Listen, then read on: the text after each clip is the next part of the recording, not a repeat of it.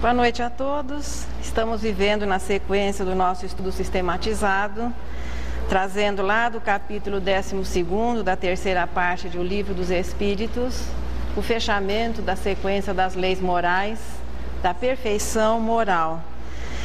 São apenas 27 questões, mas durante estas 10 semanas que duraram o nosso estudo das leis morais, nós pudemos ter relembradas, acredito que para a maioria de nós, relembradas as leis, pois elas têm sido reveladas em todas as épocas pelos profetas, pelos missionários de todos os tempos. Essas leis se fazem presentes na natureza e nós já somos suficientemente desenvolvidos na inteligência para que possamos percebê-las. Elas se refletem na ordem, na precisão que existe em todos os seres da natureza. E pelo nosso aprendizado e pelas experiências que vêm se repetindo, também elas já formam a nossa consciência, portanto estão dentro de nós. Por isso que nós fizemos nessa sequência de 10 semanas, foi relembrar e, de uma certa maneira agora, aprofundar o nosso conhecimento com relação a estas leis que regem a relação do homem para consigo, da alma, melhor dizendo, para consigo, para com o próximo e para com Deus.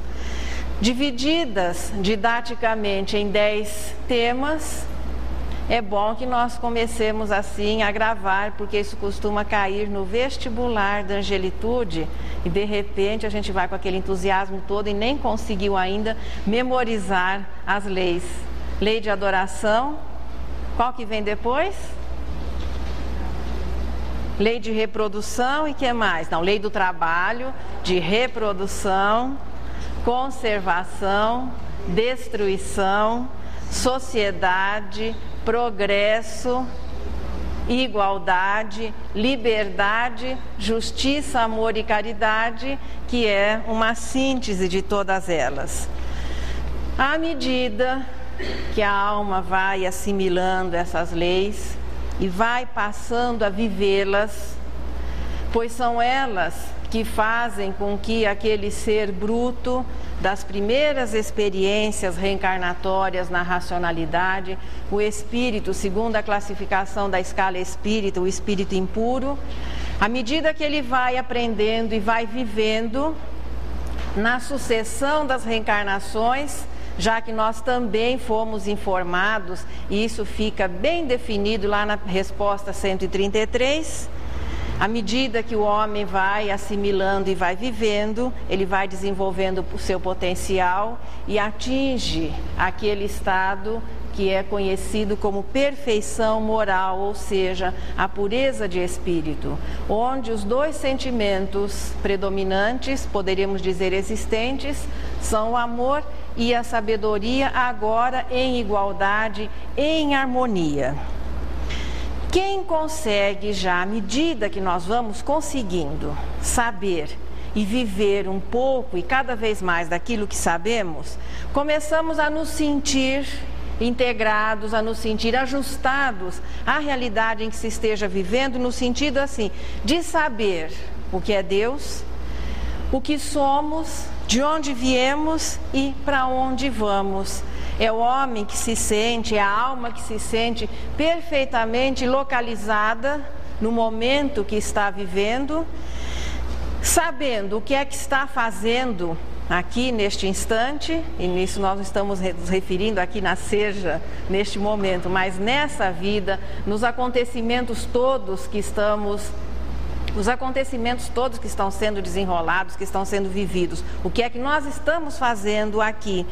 E também ele vai começando a ter uma facilidade maior em discernir da maneira correta em todas as situações, de enxergar o que é certo e o que é errado e naturalmente tendo condições de optar, de decidir-se por aquilo que é certo. Para que nós possamos, veja, em qualquer momento, avaliar se o que nós estamos vivendo, o que nós estamos fazendo é correto, é importante que haja um conhecimento interior é aquilo que nós chamamos de autoconhecimento, que, ao que tudo indica, é a melhor maneira de conhecermos também as outras pessoas. Nós temos perdido nesses milênios muitas oportunidades de crescimento, de facilitar o nosso progresso moral, pelo hábito ainda antigo de querer resolver as nossas situações conhecendo os outros. Mas a única solução para que possamos resolver os nossos problemas e melhorar a nossa relação com as demais pessoas, não criando tantos problemas, não angariando tantos inimigos, mas procurando na convivência estarmos sempre rodeados pelo próximo e na situação de amigos. O segredinho para uma vida melhor é o autoconhecimento, e é Santo Agostinho, na resposta 919, onde ele faz assim uma boa dissertação acerca do assunto. Santo Agostinho, quando encarnado, tinha o hábito de falar bastante. Quando ele pegava o lápis para participar da codificação, nenhum outro se aproximava. Então, a conta do momento. E aqui ele faz uma dissertação muito importante sobre o autoconhecimento, dizendo que o conhecimento de si mesmo é a chave do progresso individual. Não difere daquilo que Sócrates já havia ensinado às pessoas há 600 anos antes de Jesus, resumindo o segredo da vida no autoconhecimento, dizendo: conhece-te a ti mesmo. Depois dessa sequência de estudos, em que vivemos por 10 semanas as leis morais, e juntando-se aquilo tudo que nós já vimos ou revimos do Livro dos Espíritos, quem sabe se não é o momento de começarmos realmente a procurar colocar em prática tudo isso que aprendemos a partir do balanço moral que ainda é sugerido por Santo Agostinho. Para facilitar as coisas, ele sugere um balanço moral diário. Então, em todos os dias, preferencialmente antes do adormecer, até, se for possível, fazer aquele preparo para um sono inteligente. Veja, esse balanço moral pode fazer parte desse preparo para o sono inteligente. Então é aquele momento em que nós vamos fazer uma revisão no nosso dia moral, passando em revista tudo aquilo que tivermos feito de bom e reconhecendo também as coisas erradas que naturalmente fizemos, e fazer esse exame de consciência. E no dia seguinte, claro, que tomar as disposições para se arranjar, consertar tudo aquilo que não foi bem realizado, tudo aquilo em que possa ter havido algum prejuízo para alguém. Ele sugere até o método. Como é que nós vamos avaliar se estamos agindo certo ou não? Formulando perguntas nítidas e objetivas para nós mesmos. Nesse balanço moral, perguntando, estabelecendo um diálogo interior, naturalmente perguntas e respostas, e ele ainda dá uma sugestão que, veja, nós vamos transmitir, porque é uma frase de Santo Agostinho, mas espero que isso não traga maiores preocupações. Se aprouver a Deus nos chamar neste instante, teríamos alguma coisa a temer? Porque, afinal de contas, quando vimos na lei de destruição, fatal mesmo é o desencarne. A partir do momento que se reencarna, nós vamos desencarnar. Para que pudéssemos viver de uma maneira tranquila, usando em pleno gozo do nosso livre-arbítrio, nós não sabemos quando iremos retornar. E temos o dever de cuidar do corpo e viver o melhor que nos seja possível, respeitando as leis, trabalhando em função do nosso progresso, participando do progresso geral da humanidade e vivendo a vida com responsabilidade até que chegue o momento do nosso retorno. Portanto, Santo Agostinho sugere aquilo que nós chamamos de consciência tranquila, que é o que mais atrapalha as pessoas no momento do seu desencarne e na própria perturbação sequente ao desencarne, que é o padrão normal de um espírito de expiação e provas. Então, os problemas de consciência que acabam perturbando ou prolongando essa fase natural de perturbação. Se a consciência nos acusa de alguma coisa, nesse balanço moral diário, é só dar um jeitinho de, no dia seguinte, tentar, da melhor maneira que nos seja possível, resolver as situações em pendência. Existem outras sugestões para essa autoavaliação. André Luiz, no primeiro capítulo do livro Opinião Espírita, ele sugere uma avaliação realizada a cada 3 anos.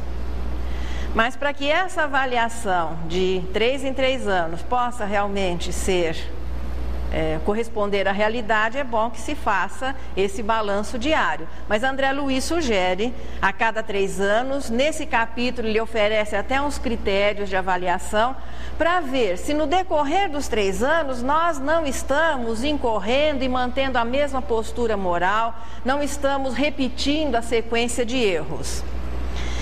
E nós vamos buscar também, porque a verdade, ela é verdade em qualquer lugar e em qualquer época. Existe um livro muito interessante chamado Guia do Neurótico Normal, escrito por um psicoterapeuta dos Estados Unidos. Veja, não tenho maiores referências sobre o autor, mas o livro é muito bom. Alguém pode pensar, alguém pode ser neurótico e normal? Considerando-se a normalidade como uma faixa, vamos dizer que normalidade, linha reta, deve ser a situação dos espíritos puros. A nossa realidade de espíritos em prova e expiação, vamos considerar que a normalidade é uma faixa.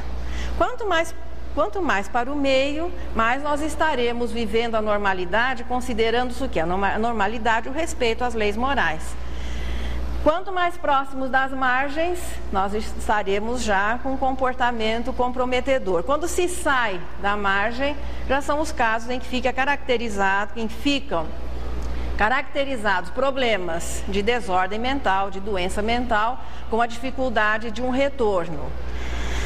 Como diz o Caetano Veloso, que ninguém de perto é normal, vamos nos considerar dentro daquela faixa. E dentro dessa relatividade, podemos ter os nossos probleminhas e vivermos uma vida relativamente normal. Ele sugere uma sequência de atitudes que vão nos ajudar e que não diferem daquilo que foi dito até agora. Olhar dentro de si. Conviver com o que se tenha de melhor e com aquilo que se tenha de pior. Veja que são regrinhas básicas para aquele processo de autoavaliação. Reconhecer as dificuldades e administrar essas situações. Não é apenas a doutrina espírita a sugerir o autoconhecimento como a única maneira de podermos estabelecer um plano para a melhora. Dentro de uma realidade de provas e expiações, nós temos muitas coisas boas, muitas conquistas positivas. Ainda temos uma atuação muito grande das imperfeições. O segredinho é administrar essas duas situações. Veja que o autoconhecimento foi considerado importante há 600 anos antes de Jesus. Foi considerado importante, pois é a base da proposta da filosofia espírita. Na atualidade, os representantes da ciência também não desconhecem. E este doutor Alan Fromm, ele faz uma sugestão de a cada 5 anos fazermos a nossa avaliação. Veja, André Luiz sugere 3 anos, ele sugere 5 anos, Santo Agostinho já direto e reto, todo dia, para não começarmos a juntar débitos. Nessa sugestão de 5 anos, um realce que ele dá é o seguinte: observar se nestes 5 anos nós não estamos repetindo o mesmo comportamento difícil ou inadequado diante das mesmas situações que se repetem. Porque se sequencialmente, ante uma situação difícil, nós temos o mesmo comportamento, é porque não estamos promovendo, buscando a nossa melhora. André Luiz fala a mesma coisa no decorrer dos 3 anos. Santo Agostinho já olha, uma vez por dia, ou em todos os dias, é melhor fazer a avaliação. Propostas semelhantes mas importantíssimas, já que o objetivo de todas elas é nos desligar daquela maneira, daquela mania ou daquele hábito, porque a palavra hábito vai ser hoje utilizado no nosso estudo, nos desligarmos daquele hábito antigo de querer descobrir as imperfeições do próximo. Nós somos exímios nesse assunto. Achar imperfeição, erro nos outros, nas coisas, é a especialidade de espírito imperfeito. Procurarmos muitas vezes, à força, querer modificar as pessoas. Veja, a imposição nesse aspecto nunca deu certo em tempo algum. Ao invés de voltarmos a nossa atenção para o nosso interior, para as nossas dificuldades e procurar modificar, em primeiro lugar, reconhecer o que se tem de mal, reconhecer o que se tem de bom e administrar as duas situações. Tentar conhecer os outros não nos tem ajudado a ser felizes e nem nos auxiliado na nossa melhora. Parece que a dificuldade ninguém gosta de se enfrentar. Nós não gostamos de nos olhar. A maioria não gosta de se olhar no espelho. A maioria de nós não gosta de nos olharmos no sentido moral, porque sempre nos surpreendemos, principalmente, vamos agora no aspecto espiritual. Uma das surpresas do espírito, ainda quando imperfeito, que o corpo favorece assim para que nós sejamos mais complacentes. As nossas imperfeições, os nossos vícios e as nossas paixões não são tão assim ostensivos no aspecto físico. Mas quando desencarnados, o perispírito reflete exatamente o que o espírito é e como ele esteja se sentindo naquele momento. Então, muitas vezes, os espíritos se surpreendem por aquela avaliação complacente que tínhamos de nós mesmos e quando nos defrontamos com a nossa situação espiritual. É bom ir treinando, porque começando a fazer essa avaliação por aqui, reconhecendo o que se tem de bom, reconhecendo, admitindo o que se tenha de mal e procurando administrar essas duas situações, nós estaremos nos preparando para que a surpresa na vida espiritual não seja tão grande. Avaliação a cada 5 anos, avaliação a cada 3 anos, avaliação diária, é só escolher. Cada um agora, nós estamos oferecendo aí os critérios para que cada um se coloque à vontade, mas que decisivamente comece a assumir o compromisso do autoconhecimento. Ou isso acaba fazendo com que a reencarnação não seja tão aproveitada como poderia.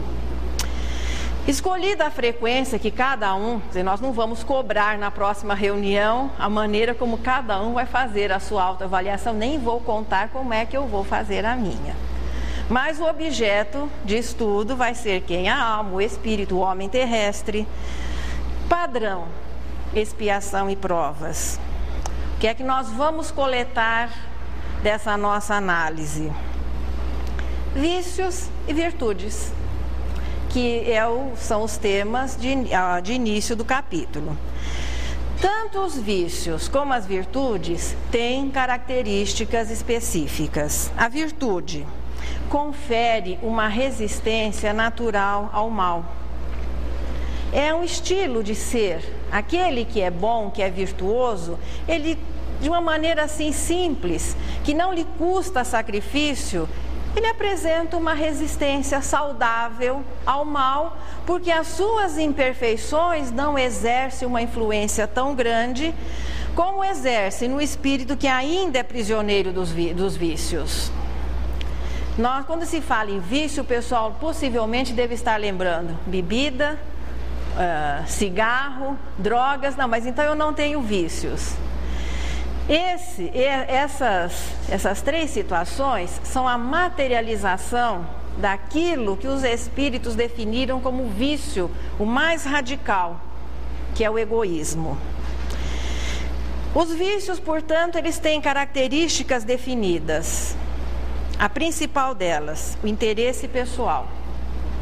Aliás, ninguém é tão interesseiro como o espírito imperfeito. Até quando de início ele se propõe a uma melhora, ele procura tirar partido da situação. Quantas vezes, quando nós conseguimos fazer alguma coisa que nós avaliamos que foi bem feita, bem realizada, em que conseguimos viver um pouquinho aquilo que já aprendemos, nós mandamos um recadinho para Deus, viu? Papai do céu anotou bem, não se esqueça de anotar, olha, esse meu gesto de bondade, porque ainda não é natural. O espírito, então, já fica anotando que isso vai servir para a próxima encarnação, para amenizar alguma situação que não foi bem conduzida nessa ou nas anteriores. O interesse pessoal, ele pode ser dividido em duas partes: paixões e egoísmo. Que nós não nos surpreendamos quando formos iniciar essa nossa avaliação e encontrarmos entre o material selecionado um tanto de virtudes e um tanto de vícios ou de imperfeições. É natural na fase em que nós estamos vivendo, o que não significa que devemos nos acomodar ante essa situação. Mas de onde vêm esses vícios, de onde vem a paixão? Qual é a causa dessa dificuldade ainda que nós apresentamos em ser virtuosos, ou melhor dizendo, em nos interessarmos pelo bem? Bom, as paixões, segundo a resposta 908, qual é a origem da paixão?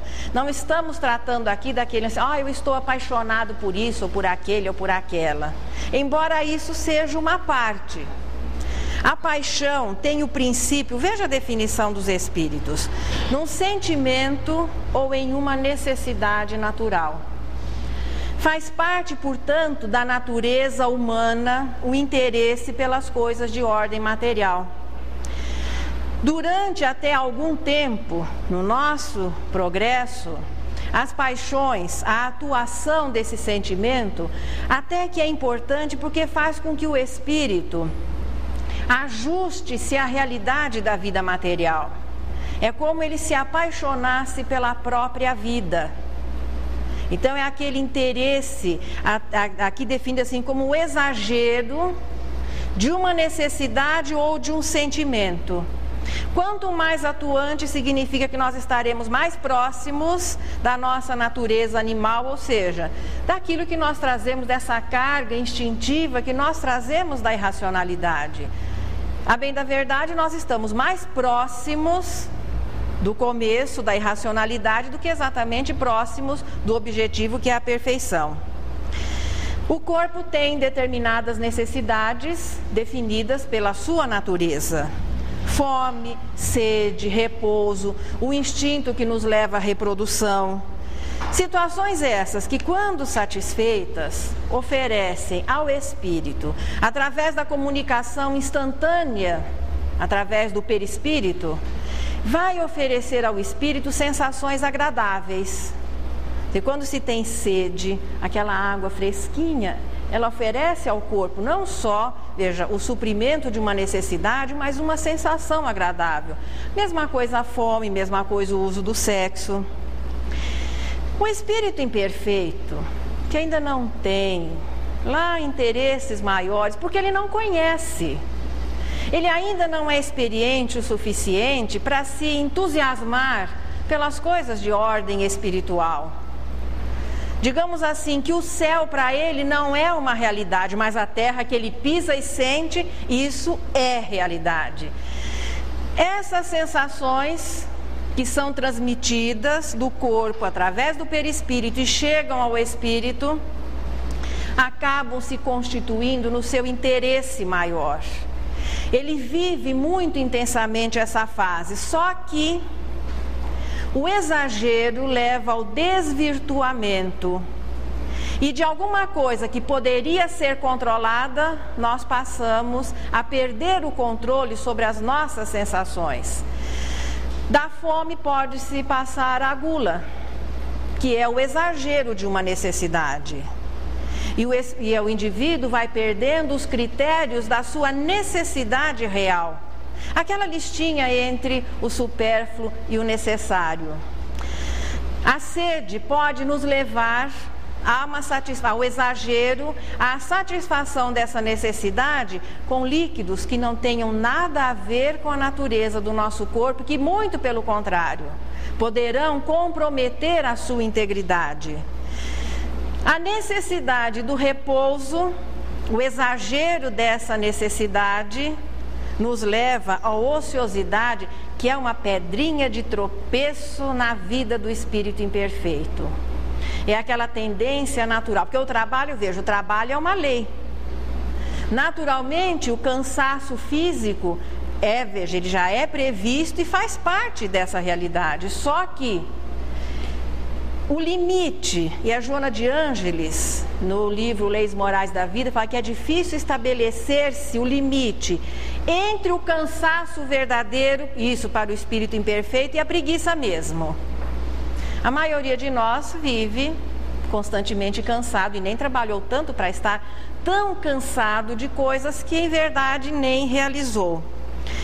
O espírito imperfeito, portanto, ele tem uma facilidade muito grande em entorpecer-se no comer, no beber, no dormir, em abusar do sexo de maneira irresponsável, perdido em um mundo de sensações que depois vão fazendo com que ele perca o controle sobre si e perca muitas vezes a noção da realidade.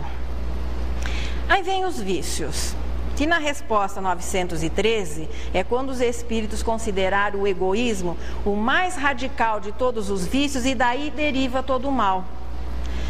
Por que é que um exemplo simples? O cigarro, ele é considerado um vício.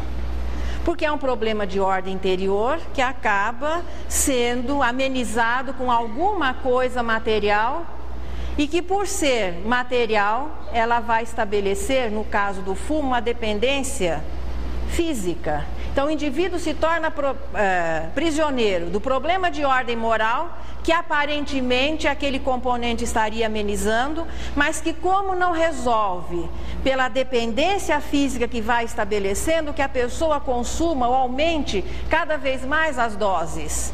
E a frustração vai se tornando cada vez maior. Por que é um vício? É um vício só pela repetição?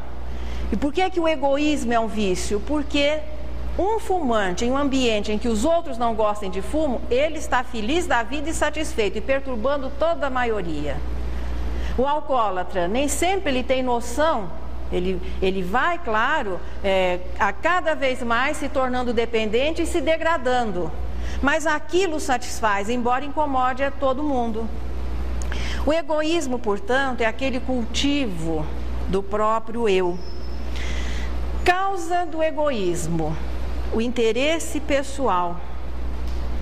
É o indivíduo que, ainda pela pouca experiência e pelo desconhecimento que o segredo da vida é você oferecer aquilo que é bom para nós ao próximo, ele procura sempre satisfazer-se, ele procura sempre buscar a satisfação dos seus interesses pessoais. A origem vem ainda das nossas experiências antes da racionalidade, vivendo as experiências que os reinos mais simples da natureza podem nos oferecer. Ali era muito importante que conseguíssemos tudo que fosse melhor para a nossa preservação e que pudéssemos nos manter vivos a maior parte do tempo que nos fosse possível, para que aquele ser cumpra o seu papel na natureza, nascendo, reproduzindo-se, vivendo o tempo suficiente para proteger a sua prole, cumprindo, portanto, o seu papel.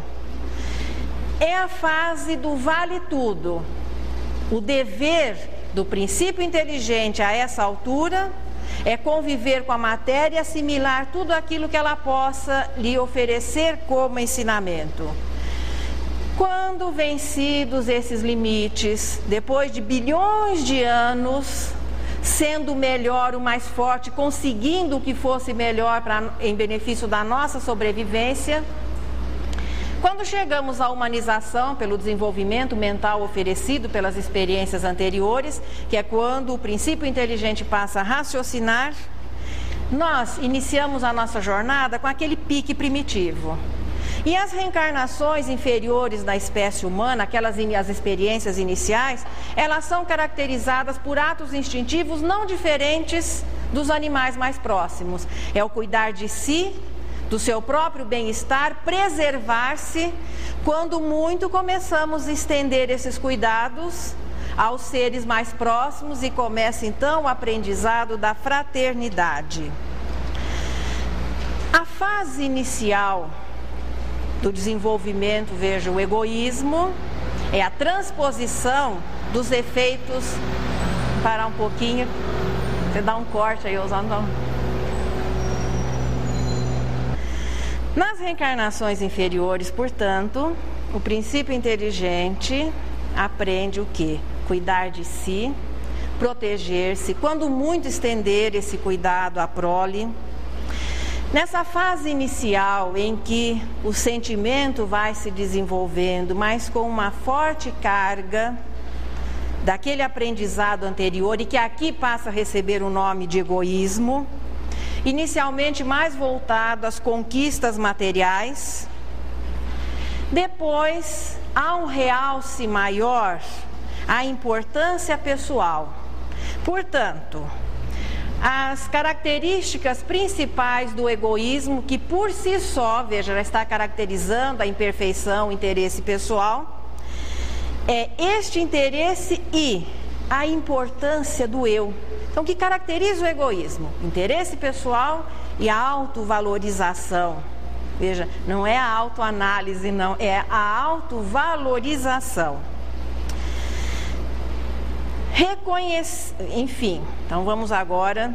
Reconhecida a necessidade de uma autoavaliação, admitidas as dificuldades depois dessa avaliação, enfrentar a dura realidade que é tomar uma providência sobre o assunto. O que é que nós podemos fazer para que conscientemente possamos reverter essa situação de imperfeições comandando a nossa disposição, a nossa vontade em nos melhorarmos? O Dr. Fromm sugere, veja, transformar o mal em bom, não é simples. O Espiritismo, o cultivo das virtudes, de que maneira nós vamos realizar tudo isso? Ainda voltando ao guia do neurótico normal, modificando alguns hábitos. Na resposta 917, atacando o mal pela raiz, através de uma educação que busque formar homens bons. Porque a educação convencional que se oferece às crianças, a educação que a sociedade oferece é buscando formar pessoas inteligentes e que possam disputar bons lugares no mercado de trabalho principalmente. Mas a educação no seu sentido global é aquela que tem como objetivo melhorar o indivíduo interiormente para que ele seja um homem bom. As outras conquistas virão naturalmente por acréscimo. Hábito é alguma coisa assim, muito simples de se desenvolver ou de se formar ou de renovar-se. Quinta-feira, dia tranquilo, todo mundo vem para a ceja. Acredito que a maioria de nós, como a Nercy colocou, que bom, hoje é quinta-feira. Você já levanta com aquela disposição, é o nosso encontro que já se realiza há alguns anos. Então, hoje é o dia em que nós vamos à ceja estudar uma lição do estudo sistematizado em conjunto. Mas vai se formando, vai se formando assim aquela amizade, vão se estabelecendo ligações. Alguém um dia resolve, por que a gente não sai daqui? Olha que sugestão ótima. Saindo daqui, depois da reunião, nós vamos tomar um sorvetinho. Tem várias sorveterias, não vou fazer propaganda de sorveteria, tem várias aqui em volta. Então o pessoal resolve, depois da reunião da quinta-feira, vamos dar uma esticadinha e tomar um sorvete. Primeira semana tudo bem. Segunda semana, hoje é quinta-feira, é dia de irmos lá à ceja estudar a lição. Terceira, quarta semana eu não sei não. Se o amanhecer já não é assim. Oba, hoje é quinta-feira, dia de tomar sorvete. Antes a gente dá uma passadinha lá na ceja e dá uma olhadinha assim na lição, recebe um passe. já mudou, o objetivo já foi totalmente modificado. Então, formar um hábito é muito simples. Nós podemos até, por um processo induzido, condicionar um animal, desde que exista um coeficiente de inteligência, nós podemos condicionar um ser irracional, quanto mais formar um hábito em um ser racional. Paixões e egoísmo é um hábito que nós temos cultivado seguramente há 2.500.000 anos, que é o tempo que a espécie humana vem se desenvolvendo. Nós vivemos uma influência muito grande da matéria, com certeza mais de 1 bilhão de anos na irracionalidade. E estamos aqui ainda sem conseguir vencer essa influência nesses 2 milhões e possivelmente 500.000 anos, que é o que mais ou menos se precisa que a espécie humana tenha. O que é que nós vamos, qual é o movimento em contrário, no que consiste esse processo de educação visando formar um novo hábito contrário desse que veio de uma disposição natural. A sugestão dos espíritos, abnegação e caridade. Que é a abnegação? É a renúncia daquilo que para nós até que era reconfortante, satisfazer o nosso interesse pessoal. Você vai fazer um movimento em contrário. Então, renunciar a esse interesse e começando a viver aquilo que nós somos descobrindo como caridade, que começa nas expressões materiais e depois vai a benevolência, indulgência, perdão das ofensas. Nós temos toda a sequência das reencarnações, tantas quantas se fizerem necessárias. Deus ele não estipula uma quantidade de reencarnações, não para o espírito, não para aquele que já vive a racionalidade. Nós temos o livre-arbítrio para viver as expressões materiais, as reencarnações, quantas vezes nós quisermos repeti-las. E além do mais, na resposta 898, nós aprendemos também nos intervalos das reencarnações. E ali com um aproveitamento muito maior. Só que as experiências, a avaliação, a prova é quando estamos vestidinhos do corpo material. A conservação, a autopreservação, que na racionalidade recebe o nome de egoísmo, durante uma fase foi importante. Para os seres mais simples da natureza, é importante o quanto mais ele consiga viver junto àquele corpinho. Porque ele só aprende quando ligado ao corpo material. Não existe a erraticidade, não existe o aprendizado moral para o princípio inteligente nessa fase. Portanto, ele tem que batalhar por manter-se vivo mesmo, ser o mais forte, liquidar os adversários e cumprir o seu papel na natureza. E esse entusiasmo pela vida, esse entusiasmo pelas sensações que caracteriza a paixão, foi importante para o espírito nas suas primeiras experiências reencarnatórias. E muitas vezes, até no decorrer dessas experiências, nós precisamos em alguns momentos desse interesse muito grande. É isso que faz com que a pessoa se dedique a determinadas pesquisas, ele se apaixona pelo trabalho, esquecendo muitas vezes as coisas ao seu redor. Então ele passa a viver muito intensamente uma situação. Só que, se nós perdemos o controle da situação, já estaremos nos distanciando daquilo que é conhecido como a faixa da normalidade. A partir do momento que a paixão passa a nos comandar, nós perdemos o controle da situação e da realidade. Se durante um período essa atuação da matéria foi importante, e o entusiasmo pela própria matéria foi importante, à medida que o espírito vai avançando e vai progredindo, começa a ocorrer o inverso, transforma-se em um lastre, em um peso, atrapalhando o nosso desempenho moral. Passa-se de uma forte atuação instintiva ao desenvolvimento dos sentimentos, para que se chegue à fixação nas virtudes. Aí aquele exemplo doméstico que temos usado tantas vezes. Quando o espírito conquista a paciência, ele não perde mais. A impaciência é característica de quem? De quem ainda não desenvolveu a paciência. Quando a humildade é uma conquista, nós não conseguimos humilhar alguém que seja naturalmente humilde, porque ele já venceu os limites, a barreira estabelecida pelo orgulho.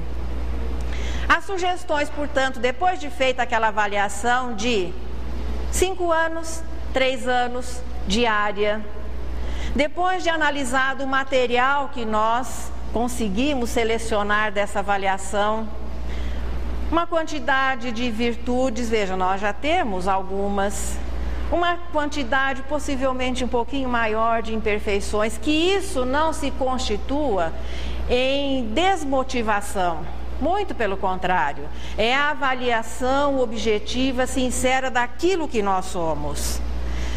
A sugestão dos espíritos para nos desvincularmos da influência que a matéria exerce e que é natural ainda nessa fase de expiação e provas. A abnegação, que é a renúncia pessoal, e a caridade, que começa na caridade na sua expressão material, depois a caridade na sua expressão moral. Benevolência, indulgência, até que se chegue àquela culminância de perdoar as ofensas. A sugestão vem lá do Guia do Neurótico Normal. Além da abnegação e da caridade, veja que essa é a síntese. Ele dá duas sugestões interessantes. Evitar a queixa e a acomodação. A observação dele é que muitas vezes as pessoas se queixam muito e até reconhecem as suas imperfeições, mas se acomodam nelas. E ficam ressaltando durante todo o tempo a dificuldade em realizar isso ou aquilo, acomodando-se na desculpa. E ainda mais, ele recomenda também a realização ao invés de ficarmos adiando. Se temos que reconhecemos agora a importância dessa mudança, não deixar para segunda-feira não sei de que ano. É começar no momento, é igual regime, é segunda-feira não sei de que ano, então é começar no momento. E essa frase ainda é do Dr. Alan Fromm: a caridade começa em casa. A caridade começa dentro de nós e não existe como ela não começar dentro do indivíduo. É o único sentimento que nos salva das nossas imperfeições. É essa situação de renunciarmos ao nosso interesse pessoal e assumirmos, formarmos um novo hábito, abnegado e caridoso. Não existe outra maneira de nos libertarmos das nossas imperfeições e da força que elas exercem. Como será o perfil do homem que vai começando a conseguir tudo isso? E que se fosse impossível, Deus não teria nos destinado à perfeição. Nós estamos agora tomando consciência dessa realidade e podendo, claro, favorecer e podendo naturalmente aumentar a marcha do nosso próprio progresso, evitando-se o quê? Eliminando-se ou evitando-se dores correspondentes aos desrespeitos às leis. O perfil do homem de bem, que nós podemos dizer assim, o perfil desse homem renovado, ele é colocado aqui na resposta 918 e também no Evangelho, no capítulo Sede Perfeitos. Bom, humanitário, justo, benevolente, fraterno, humilde, caridoso. Ainda não estamos falando de anjos, é o perfil do homem de bem. É aquele em quem o bem vai se tornando cada vez mais natural.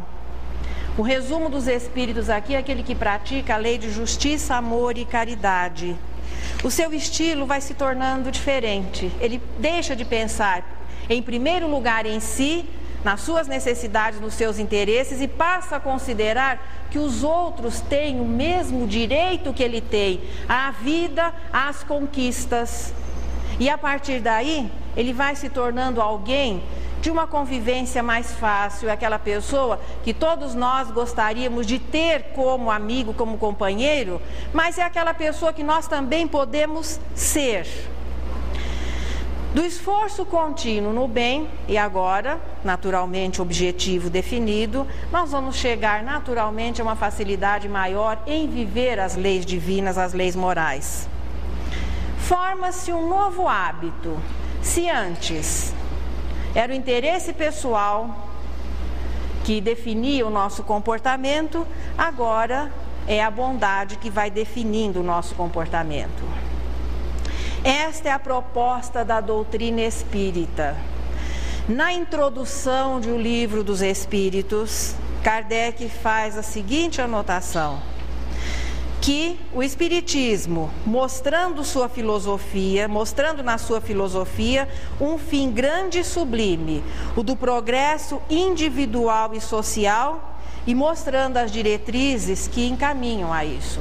O objetivo da filosofia espírita não é conquistar adeptos ou pessoas interessadas em conhecer fenômenos, mas pessoas interessadas em conhecer o que é a vida que nos vai ser oferecida através da filosofia espírita e que se disponham a essa modificação. O fenômeno naturalmente virá comprovar a realidade do espírito. Mas a partir do momento que cada um vai tendo noção de que é um espírito imortal, que nós estamos aqui temporariamente, tendo uma identidade material que nos favorece nessa reencarnação, mas existindo uma carga do passado e existindo um compromisso futuro, porque a vida continua e vai continuar sempre. E não há aquela necessidade de desesperadamente queremos usufruir o que a vida material nos vem oferecendo, porque vamos continuar vivendo e a cada reencarnação, inclusive ainda no aspecto material, ela vai ser melhor, mais tranquila, com maiores oportunidades, com uma vida inclusive mais confortável. Então não há necessidade de desesperadamente, nós não somos mais o bicho na floresta que precisa garantir a sua sobrevivência à custa da morte do outro. Nós estamos vivendo a lição agora do dividir, a lição do partilhar, a lição do compreender, a lição da fraternidade. Como é que se reconhece o espírita cristão? Como é que se reconhece o homem de bem? Como nos reconhecermos quando estivermos já à custa do esforço, começando a viver essas lições? O espírita cristão é reconhecido pela sua transformação moral e pelo esforço que faz em dominar essas tendências inferiores primitivas. Tal como também assegurou Jesus, como seriam reconhecidos os seus discípulos? Que quem se propõe a viver o bem, naturalmente estará assumindo um compromisso com Jesus, um compromisso formal com relação ao seu próprio progresso.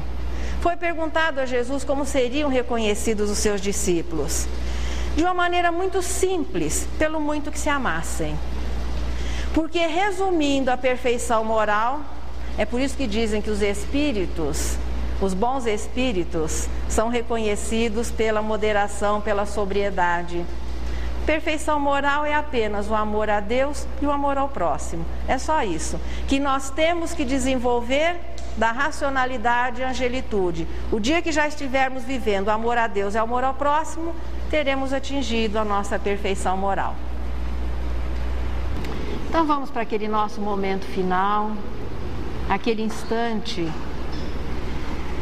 em que nós nos habituamos através da poesia, principalmente de Maria Dolores, nos prepararmos melhor para o passe, lembrando que o passe é terapia de emergência, que promove a cura. É o nosso esforço no bem que vai ser facilitado pela autoavaliação sugerida anteriormente, mas Maria Dolores deixa sempre uma mensagem carinhosa, uma mensagem amiga para todos nós.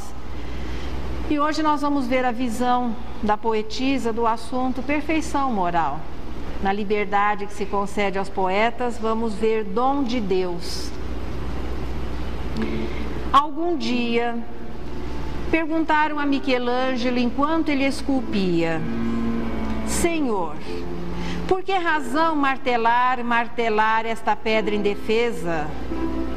Não seria mais justo deixá-la em paz no coração da natureza?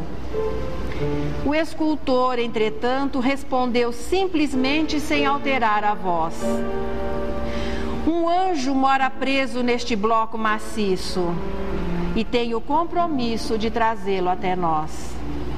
E batendo e cortando aresta sobre aresta, aparando e brunindo o mármore que entesta, vê afinal o instante em que ele próprio exulta. A obra-prima que jazia oculta aparece soberana. É um anjo que sorri quase que em filigrana. Uma pedra, por fim, que se transforma, com prodígios de forma, em requintes de luz e de beleza humana. Assim também, alma querida, quando a dor te ameaça ou te amarfanha a vida, não grites maldições nem fabriques labéus. A prova é a força que te aperfeiçoa. A dor nasce de Deus por dom profundo que te arranca do mundo para brilhar nos céus. E é assim que cada um de nós agora